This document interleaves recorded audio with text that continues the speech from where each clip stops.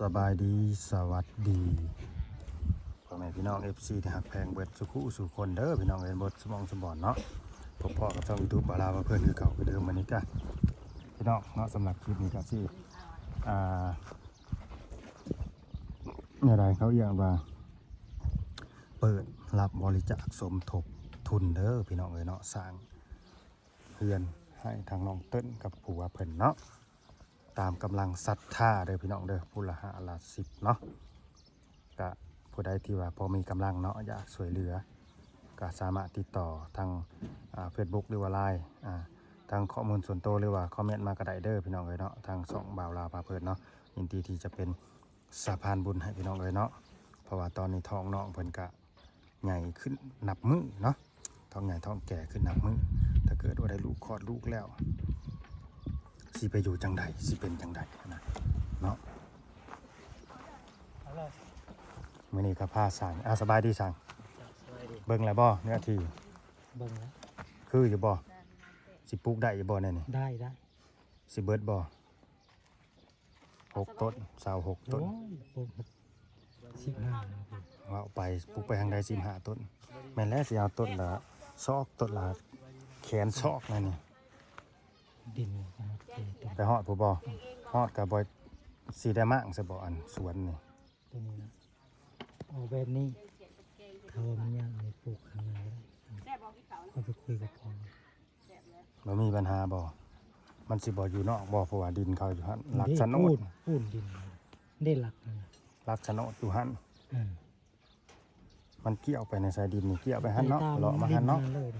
อ๋อแล้วก็มาฮอดหัวนี่แกตัวน่ะทางนี้มาฮอดไสดินเขาน่ะฮอดได้มีฮอดนี่บ่ตัวน้องหลักสบายดีน้องมิกสบายดีฮอดไสอันนี้น่ะทางนี้หลักนั่นน่ะบ่ทางนี้หลักฮอดพี่เลยซะบ่ฮอดสวนในนางพรวิไลเพิ่นนี่เลยซะบ่ดินฮอดพี่ติมันก็กว้างอยู่นี่ไปฮอดรักเลยเนาะรักดันบ่อนเขาดังไฟมานี่เรือเพื่อเอ้ยมันก็เรือลำบ่ได้แม่นลำใหญ่เรืออยู่ห่างเฮาบ่ได้เอาใหญ่ปานนั้นไปสิไปเอาเกินกำลังเนาะกำลังพอเหมาะพอควร4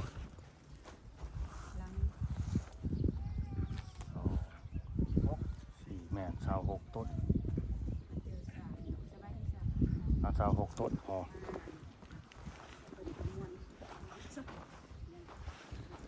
ประเมินกินข้าวกันยังเอาสบายดีกินข้าวเดินนำกันกินข้าวเดินนำกันเอาเชิญแซ่บ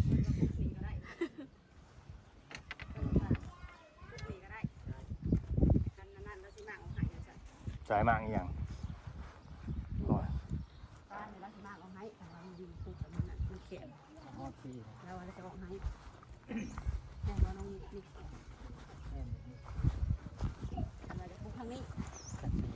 ดินเขาหล่อมาซื้อมานี่สมองออกมานอกพี่บ่แม่นเนาะก็นึกว่าไหลมาพี่บ่แม่นเนาะบ่แม่นมาพี่เนาะอะไรหิมตัวนี้แหละ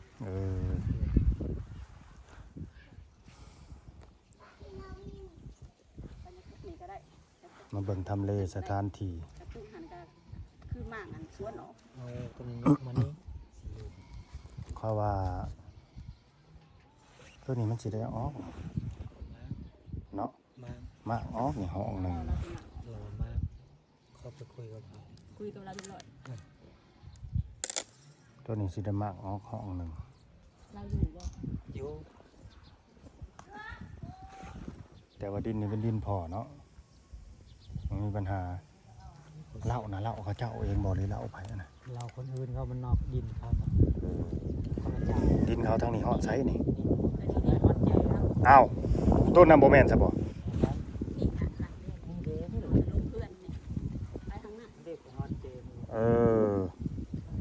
พอนึกว่าไปฮอดหนทางต้นนั้นผู้ใดโบแมนติฮอดแต่นี่เนาะฮอดก็นี่ละสุดเลยเนาะตีงคิงก็บ่ได้บาดฮอดแต่นี่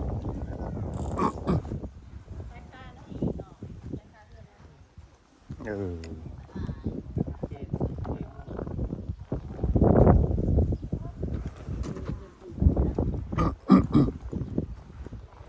เพื่อนนางพรวิไลเนี่ยเฮ็ดเนื้อที่เท่าไหร่ก็3-4บ่ 3 คูณ 4บ่ 3.50 3.50 คูณ 4คูณ4 เออ 4.50 นะไล่ทางข้างนอกนะครับ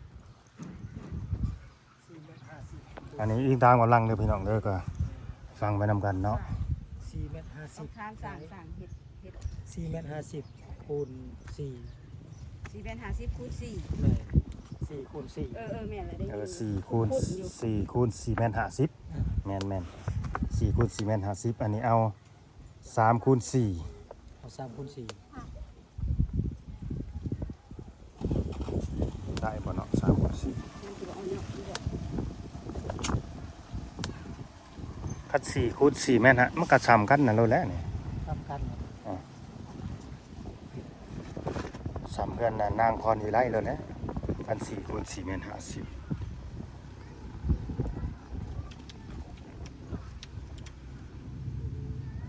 บ่มีปัญหาหยังติ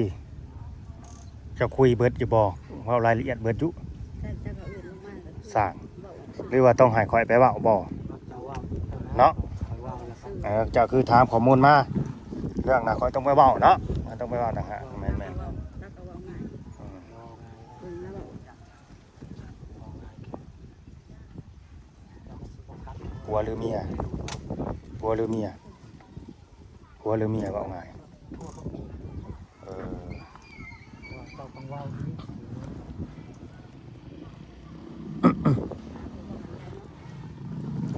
ปาโต3 คูณ 4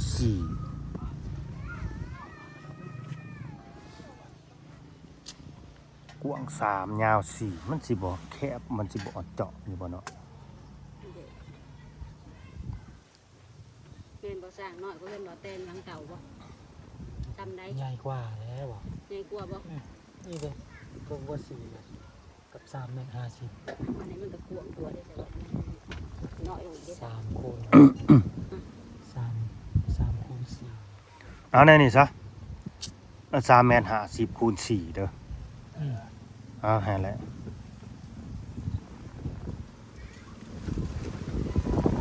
3.50 คูณ 4เดี๋ยวพี่น้องเดินตามกำลังก็แม่นอยู่กันอยากเฮ็ดแบบ อันนี้คือเฮ็ดตามมันกำลังซื่อๆเด้อเนาะคันว่ามี เฮายังบ่ได้มีงบ คันว่ามีผู้หลักผู้ใหญ่เพิ่นแบบว่า อุดหนุน แม่นสิว่าอุ่นนุนก็แม่นอยากสมทบแบบว่าจังให้เขาเฮ็ดใหญ่กว่าหันก็ได้คือกัน ก็ได้คือกันมันก็สิ ประมาณเนาะ มันก็สิเบิดงบหลายบาทนี่แต่ขนาดเฮือนนั้นชาวพรวิไลนี่ยังเบิดไปเท่าใดแล้วรวมเบิดก็ 40,000 ปลายแล้ว ที่มันหาบ่ ประมาณ 45,000แหละรวมทั้งค่าสร้างนำนะบาทนี่ ค่าซ้ำนี่ค่าสร้างก็ได้สร้าง 5,000 เอ้ไอ้เอาก็น้อยลงอีกเด้ซะ เครื่องมันซ้ำ นั่งลง ซ้ำเก่า แล้วบ่กินข้าว2คนเมียน่ะ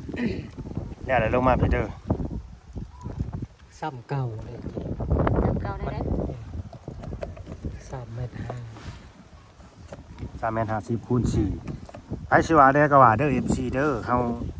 เฮ็ดตามงบตามจำนวน เฮ็ดตามงบ แม่นคันสิเฮ็ดใหญ่เฮาสิไปเว้าใหญ่เลยกวางว่ามันก็บ่มีเงินบ่มีงบ ถ้าเอาไปเฮ็ดใหญ่แล้วเอาใส่สื่อ แม่นอาศัยซื้อใหม่ซื้อเครื่อง เอาก็ ตอนนี้ก็ยังสิเป็นหนี้สร้างอยู่นี่ให้แบบให้เพิ่นมาเฮ็ดผ่อนไปนำหลัง โอ้ยังบ่มีเนาะ อาศัยผู้หลักผู้ใหญ่เนาะ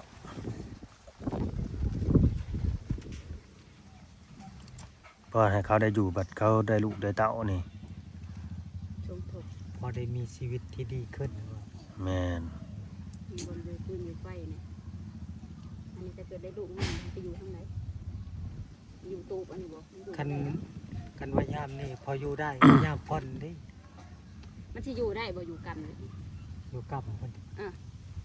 มันบ่ได้เด้ บ่ได้เลย คนเอาทำเต้าถ่านเลย ไปอยู่เตาถ่านเลยแล้วก็สิออกเนาะ เข้าไปในเตา แม่น ชีวิตลำบากแน่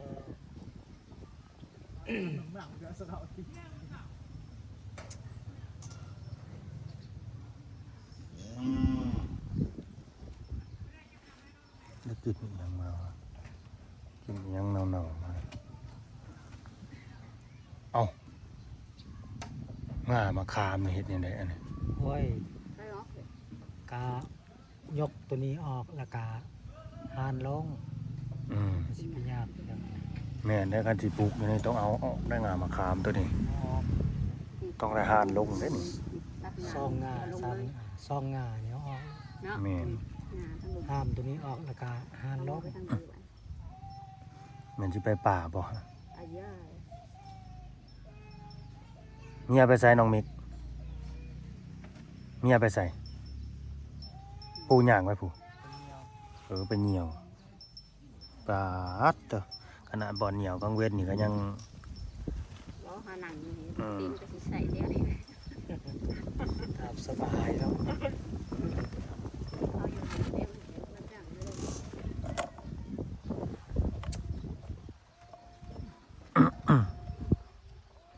มาพี่น้องมิกมานั่งอยู่พี่แล้วมาพี่มานั่งฟังนำกันนี่มาแจ้งข่าวดีนำได้นี่ ข่าวดีแล้ว แต่เช้านี่คันว่าให้ไปตัดนี่สิไปตัดได้อยู่ปะ5 หมู่ 5 คู่แล้วไปตัดก็ว่าเอากับเขาหั่นแหละเรื่องราคา เศร้าเพื่อนนะได้ ได้แล้วก็จะเอาเงินให้เงินค่าเสาหั่นแหละเอาไปตัดเอาเสามาก่อน ให้มันเห็นเป็นทีละชิ้นทีละอัน มันจะเห็นเป็น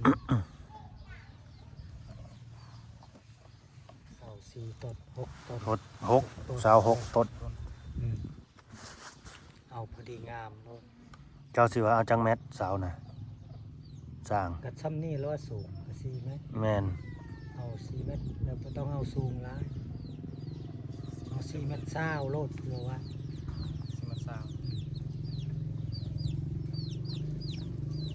มาพี่เด้อ ท้องมันกลัว5 เดือนแล้วบ่ โอ้ยเบิ่งมันก็กลัว เอา7 เดือนแล้ว คอยว่า7 เดือนแหละ6 เดือน 7 เดือนนั่งว่า5 เดือน พี่มานั่งน้ำเปลือกพี่นี่ก็จะเอาสารมาปูกันมาเลย ซาดตะปูโลด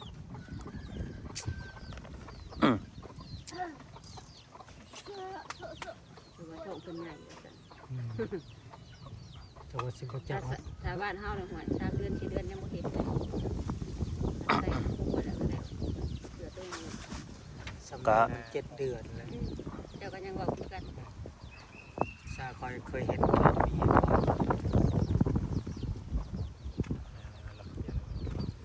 เอามา5 เดือนเขาเอามาซื้อ5 เดือน ขนาดตัวก็ยังบ่เสือแล้วบัดนี้ มีแต่ว่า5 เดือน 4 เดือนน่ะมันสิออกแล้วจังน้อยนี่ จะน้อยมันออกเหรอมันออกก่อนกำหนดบ่ได้ ว่าจักเพราะว่าบ่เต็มคน ลูกออกก่อนกำหนดบ่โอ้ย ซอมบี้มาซอมบี้เดี๋ยวมามื้อหน้าสิ ซื้อยามาซักให้มันก่อน มันสิบ่ตายเลยจ้ะบ่เนาะ สิบ่จะไปเลยจะบ่ฉีดยานี่เนาะ แห้งเลยเฮือนยาแห้งมาหน่อย อืม คือคนหน่อยเลย โอ้ยก็ซักหน่อยเนาะ อืม หน่อยก็ใส่ส้มหน่อย กูไปนั่งน้ำซากตามเลยไป งั้นไปให้สร้างนั่งนํ เออ สิเว้าเอกสารกัน อืม เรื่องราคาแล้วก็เรื่องเนื้อที่สิเฮ็ดเฮือน ขนาด สร้างบ่เท่าไหร่ ขนาดเนื้อที่ สิถามเลยบ่ค่ะสร้าง เอ้าก็ตกลงกันเลยแล้วเพราะเฮาสิได้เว้าให้ FC ผู้หลักผู้ใหญ่เพิ่นรับรู้นํ ส กั ร้าน งเพิ่นกันเองนี่แหละเนาะ แล้วบ่เร่งบ่รีบดอก บ่เล่งเนาะ เราหูดีแบบมันเป็นอะไร เอาโตมันสำคัญนะก่อน อิหยังสำคัญที่สุดจ้ะ เฮ็ดเทือน เฮ็ดเงินเฮ็ดเช้า ความหมายของเรา ตัวสำคัญนี่เอาเครื่องมันให้มันได้ก่อนเนาะ ได้ก่อน เออ จะจังสิเฮ็ดได้ จะเสียได้ ก็แม่นแหละคือเครื่องพร้อมเลย จังสิได้บอกเพิ่นได้สร้างก็ดีเครื่องบ่พร้อมก็ให้เราอยู่แล้วเรารอถาหรือเรามีอย่างอื่นก็เราไปเฮ็ดท้า เฮ็ดทาน เฮ็ดทานท้าอันนี้ว่า พอทานถาบ่ แม่สับบ่มีเงินใส่ได้วันๆต้องใส่เงิน แม่น จะได้เป็นเสาหลักผู้นำครอบครัวเนี่ย นั่นเก็บหนี้เก็บในบ้านก็ได้เพราะว่าคนตายงานดอก กันโตประกันภัยเนาะ คนตายนี่ครอบครัวบ่เขาเก็บหรือว่าเป็นหัว ครอบครัวครอบครัวละ50เนาะ 50 คือบ่ให้เขาปรับขึ้นครอบครัวละแสนโลด แต่ว่าหลายได้นี่ก็ดีตาม อ้าวเถื่อไปเถื่อมันเด้ซะเวลา สมมติว่าเว้าพื้นหายเนาะครอบครัวได้ตายไปก็มันสิได้มีเงินตรงนั้นมาหมุนใส่ได้ในครอบ ถ้า ครัว เมียละมื้อน่ะโอ้ย50แทนแล้ววะ แม่แล้วผมมี เราว่าได้ อืม อันนี้เฉพาะแค่ ก็มือคือสมมติว่าตายของมือพอแห้งเลยเนาะมือละแสนครอบครัวละแสน เพราะว่าเป็นคู่มือ เออ อาทิตย์ละซ คั อน งนะยัน เขาเจ้าเก็บเป็นหัวก็แห้งนักเลย เนาะ อาทิตย์ละ2งานก็พอแห้งแล้วเพราะ คือบ้านข่อยเขาเจ้าเก็บเป็นหัวน่ะ อาทิตย์ละซองงานเดี๋ยวจะเอาเบิ้ง อาทิตย์ละ2แสน2แสนราคาหัวเนี่ย ผู้ใดครอบครัวใหญ่น่ะเบิดเป็นแสนปลาย อันใดสิใส่ในครอบครัวในอันใดสิไปใส่ อัน ทาง นี้ อื่นแน่เลยขนาด50ก็ยังโอ้ อันนี้คือ ว่าพื้นเสียนั่นเขาเรียกว่าเสียประกันภัยนี่คล้ายๆไปเฮาฝากเงินไว้ได้ เออ เด้อคล้ายๆไปเฮาฝากเงินไว้ ฝากไว้ แต่เอาได้คืน บ่แล้วเฮามันบ่ได้ดอกปู่อยู่บ่แล้วได้คืน ผู้อยู่ พ่อแม่ญาติพี่น้องบ่แล้วสิได้คืน อันเฮ็ดบุญนำหั่นเด้ อืม เอาเงินส่วนนั้นไปเฮ็ดบุญนำ เฮ็ดบุญนำ เฮ็ดบุญนะ เฮ็ดบุญนำ เขา ฉะ เท นั้น ศ แล้ว ให้ เอาได้นำ เฮ็ดบุญนำเลยจักไปสิไปถามเนาะบัดนี้เฮ้ยเขาเฮ็ดบุญนำได้อีบ่ตอนนั้นตอนนี้มื้อน่ะจักสิฝากไผไปถามให้บัดนี้ ฝากจักได้บ่ได้แล้วเขาฝากไว้ฝากไปกับยาคูจักสิได้หรือบ่ได้ ฝากไปกับยาคูเนาะ เนาะ อืม ได้หรือบ่ได้จักว่า อ่ะตามนั่นแหละพี่น้องเอ้ยพอหนูก็หมดกันก็คือสิเข้าเรื่องเลยเนื้อที่เฮือนนี่สิเอา3 เมตร 50 คูณ 4 เมตรเด้อ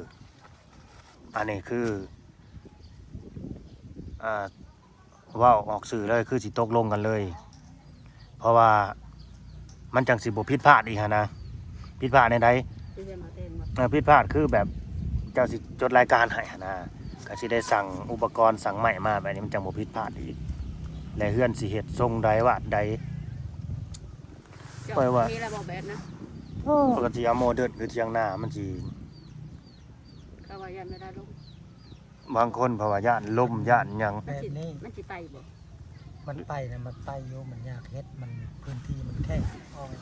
หรือสิเอาคือเหล้านะบ่ ฮะ มันแบบเหล้านะบ่ลัง ไอ้ช่วงโมเดิร์นมันสิง่ายอย่างหนึ่งได้เฮาบ่ต้องมานะที่ยังก่อนนะเขาเอิ้นลบนะเฮาบ่ต้องไปลบอ้าว แม่น มันสิง่าย แบ จั บ งก็สิ โม หัว เดิ เดียว ร์น ล ใน ง แบบสุดเลยบ่โมเดิร์นสุดเลย กระสุดเลย โมเดิร์นโมเดิร์นลังซ้อนมันสิไปใส่กันเนาะนะ ล้างซ่อนก็คือไปล้างซ่อนก็คือเห็น โอเคเอาแน่นี่เด้อสรุปเอกสารกันเด้อเอาโมเดิร์นลังซ้อนเด้อ แบบนี้บ่ แม่นเอาแบบนี้ ล้างซ่อนก็คือเถียงหน่อยดิ ลังซ้อนแบบนี้เด้อแต่ว่าเฮาบ่ต้องให้มันเบิดสูงหั่นนะ ต่ำลงไง ให้มันต่ำลง เพราะมันแบบว่า คันเบิดสูงแล้วมันเป็นหยังนี่ นี่เลย ฝน คันเบิดบ่แม่นฝนดอกเฮาสิไปเปลืองไม้หรือว่า เปลืองไม้นะ เปลืองสังกะสีสิไปปิดตรงนั้นอีกหั่นนะบ่ต้องเบิดสูง อันนี้มันเบิดสูงนี่ ต้องเบิดน้อย มันก็สิเปลือง ๆเอา เขาสิใส่ไม้บ่หรือก็สิใส่แผ่นเรียบบ่ได้หาหรือหยัง ประมาณสัก3แผ่นเนาะ ว่าได้ขันห้องขัน แม่น วะปล่อยลงเลย ได้ประมาณ3แผ่นเอาอัดหน้ามันนะเนาะ แม่นประมาณ3แผ่น ประมาณ3แผ่น อ่านหน้าน่ะ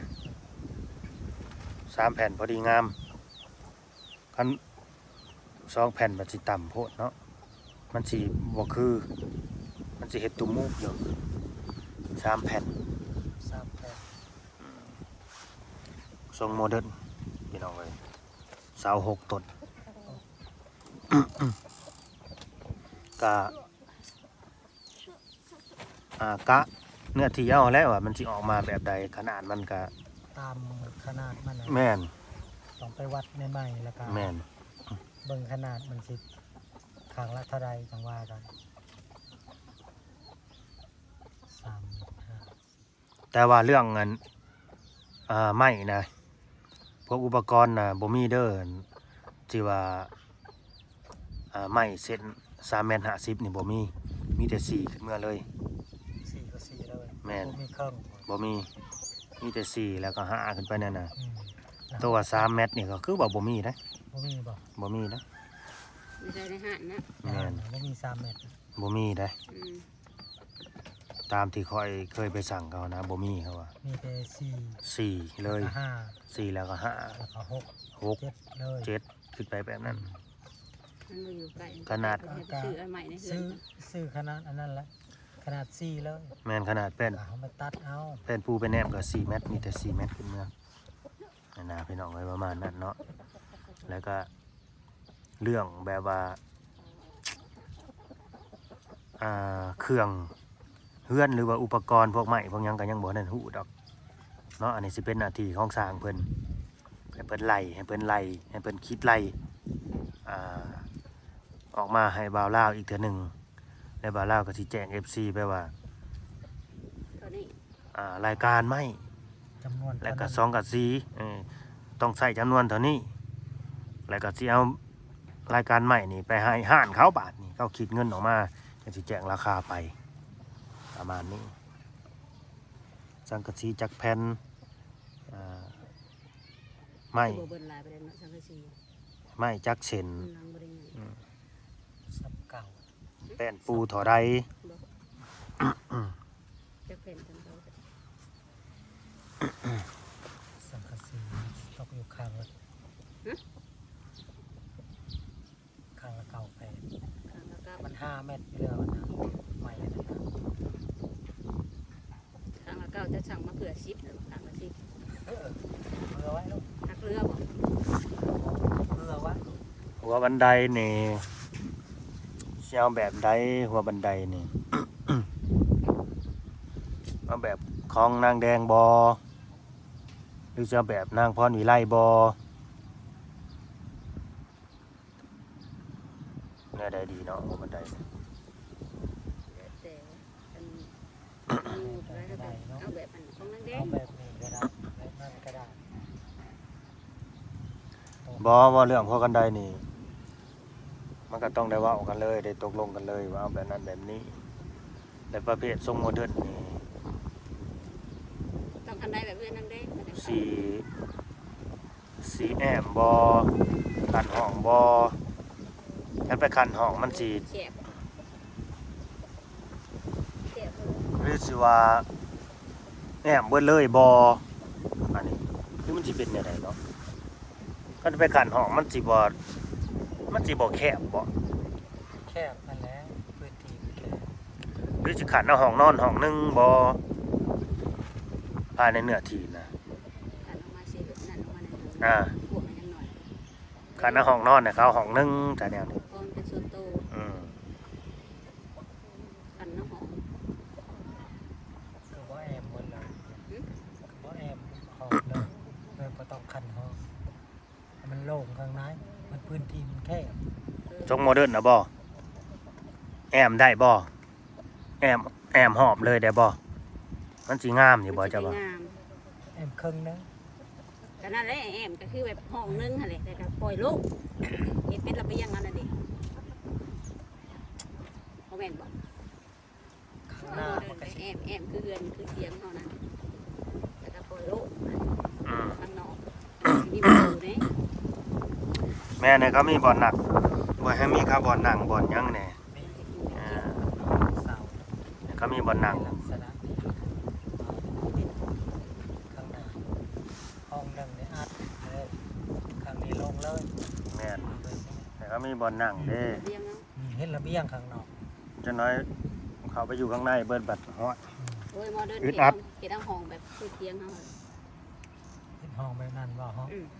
เฉพาะมองนอนนะ แต่ ว่า พอมองนอนแล้วปล่อยลูก ยันว่ามันยามพ่นเอาวางเครื่องวางคองที่มัน วางของก็เข้าห้องไปแล้ว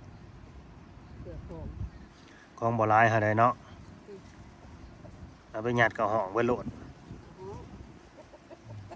อข้างนอกมาปล่อยมันโล่งให้มันบนนั่งด้วยจ้ะ 4 เมตร 3 เมตร คือบ่เอาแบบ4 เมตรเลยมันเป็น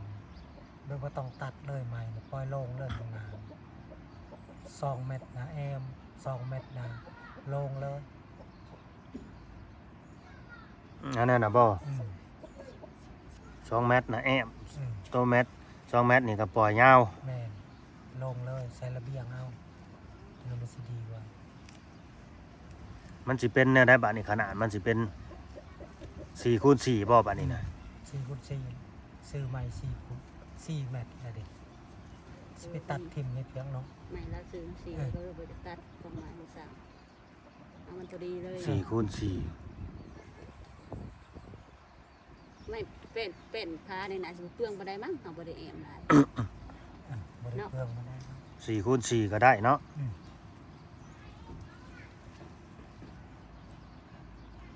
เอา ตัวซองนะแอมตัวซองนะลงอันเครื่องนี่ เอานั่นน่ะก็ได้ อืม รอบก็เป็นระเบียง ข้างนอกก็แล้ว เป็นระเบียงมันเดี๋ยวฝนก็จังหวะกันดอกอันนี้ก็ดี คนสาคนยังก็คือผ่านมาแอมเอา ฝนซะก็ยังก็จังหวะกันนำลัง มันก็สิดีก็อยู่ตู้ที่นี่แล้ววะ โอ้ยซองลายเท่าแล้วอ่ะ หลายเท่าจังแม่บ่น้องมิก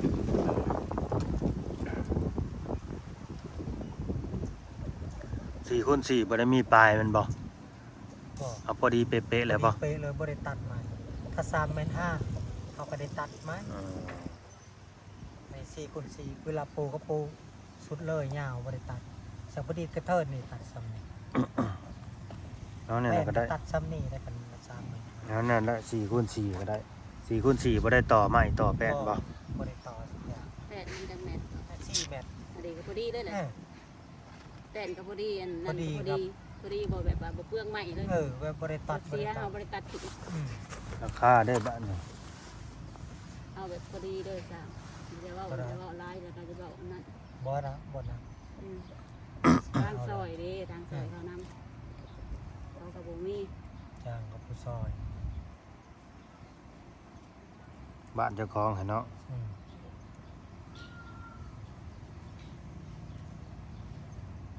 ราคาสร้างนี่สิประมาณเท่าไรบ้านนี่ 13 ให้ขึ้นไปอีกบัด เอาก็เราเว้าเพื่อต่อไว้แล้วเอาทั้งนี้บ่ได้ต่อ จ้ะ ให้ทั้งนี้ต่อก่อนแน่ว่าเพื่อต่อเนาะ แล้วเปิดโตได้ขนาดว่าจะบ่ต้องให้นั่นเด้อพอดีบ่งามโลด พอดีแล้วแหละ เขามาขายหยังอันนี้ เพียง พวกนี้นะ ทีนี้น่ะจับสองเข้ามาเตยมือพวกนี้นี่เงิน อ๋อนี่บ่เฮือนนี่บ่ อืม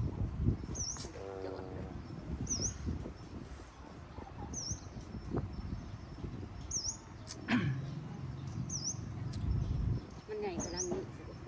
บ่เอ้ยซ้ำกัน4 เมตรซ้ำกันเลยทอดแต่หลังนั้นบ่คือหลังนี้โมเดิร์นตัวนั้นมันหลังกุ๊บ รถเท่าใดนี่รถเท่าใด อืม รถไหนมึงดูหาค่าสร้าง เป็นรถอีกอย่าง จะไปรู้ตะเกียงเราอ่ะจะไปบอกแนวนั้น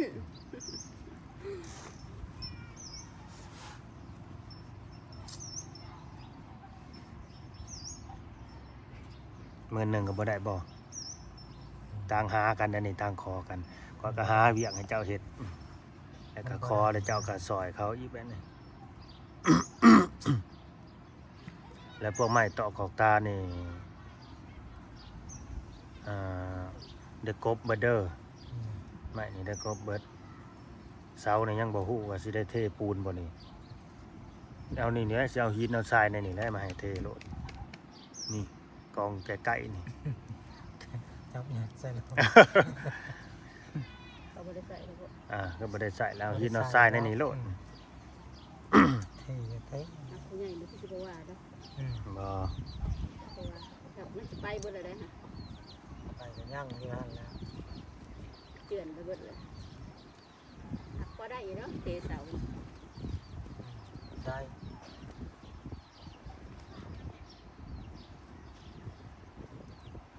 เนื้อที่4 คูณ อืม 4ทรงโมเดิร์นค่าสร้าง 10,000 บาท ไปเว้านะว่าตกใจแกใบไปกบไปอย่างแล้วก็ ค่าสร้าง 10,000 บาท ตกลงตามนั้นได้อยู่บ่สร้างก็ปวดแอวได้เว่าหลายได้ ไม่นี่จะให้กบอีกนะ กบให้แล้วเห็นเนาะให้มันงามจบเตือ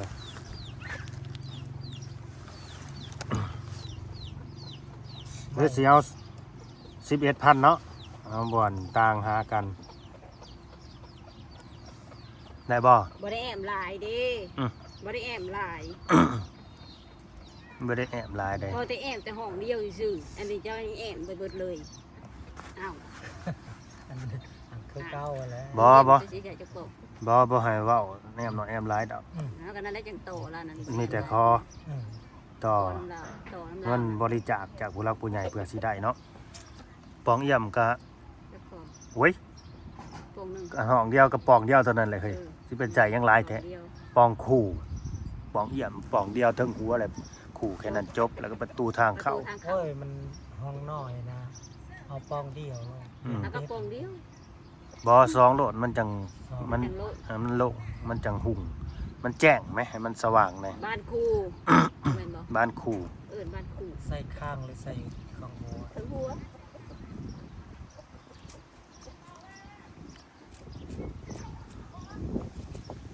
ตกลงกันบ่11,000 เอา12ไปไปกบเอาไม้ไปลงอยู่เรือนผมดีกว่าเนาะ เอาไปสิเอา เพื่อนอยู่ไสน่ะ บ่คิดแล้วดีได้บ่เกิดแล้วจะสิแก่บ่พี่ เอออัน ดี นี้ กว่าเราสิมาแก่ไปแก่มากแม่นแล้วคิดแล้ว คือไปลงบอลเดียวแล้วเขาจะแก้มากก้อนละแก้มากเอาแบบ ก็ นั้น เป็นแก่มามันจะได้จ่ายเที่ยว อ๋อ เราคิดแล้วก็ อัน ถึง นี้ แล้ว แก้วนไปวนมาอยู่เนาะเราคิดก่อน ก็แม่นจ้ะความคิดดีคือกัน 12,000เพิ่นว่าพี่น้องเอ้ย12,000ค่าสร้าง จบเบ็ดเสร็จบันได อยู่ได้เลย บันไดคือเฮือนนางสาวพรวิไล ได้ยัง คันไดขึ้น คันใดเอาแบบนั้นซะบ่มันก็บอกเข้ากันแหล้ว อันใดเอาแบบเพื่อนนางแดงเลยมันจังสิเข้ากัน เอาแบบคันใดนี่ เนี่ยนะอันใด แม่นคันใดเอาแบบตายโตเลยบ่ต้องดึงขึ้นดึงลง ลง แสดว่าไก่สิขึ้น บ่ ไปขึ้นเขาก็เฮ็ดเอาแต่ประตูมันปิดมัน ประตูปิดอีก ประตูปิดเอา ไม่ที่หลอกที่เรืออะไรให้สร้างเฮ็ดให้อีกประตูปิดกันนี่ เฮ็ดใหม่บ่ แม่นโอเคตามนั่นแหละ เขาไปหาคุณ เด้อ ไม่นะแกไปลงทุนเลยได้ ได้12กับ12ตามนั่นแหละพี่น้องเอ้ย พื่อ เพราะว่าราคามันก็คล้ายๆกันสำคัญกับเพื่อน เอา สาพรวิไล ไปให้ผู้ช่วยวันนั้นเขาก็ไม่ได้ลืม สำคัญกับเพื่อนสาพรวิไลหั่นล่ะ ใหญ่ก็สำคัญ ทางซอยจะเฮ็ดจะคนบัด บุกเกินซองคอดนั่นแหละ เฮ็ดตัวได้ก็เฮ็ดโลดนะ อืม